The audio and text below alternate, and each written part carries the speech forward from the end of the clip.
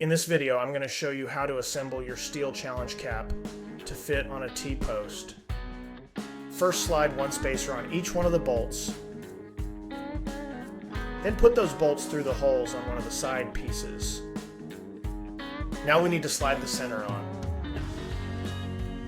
And this is how our targets will hang. Then we need to put the other side plate on. Make sure it is facing the same direction as the first one we put on.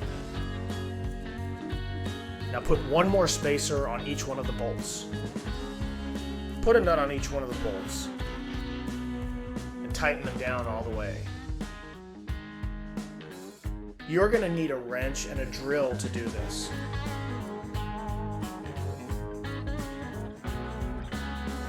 Now you're ready to put your cap on a T-post and hang your target.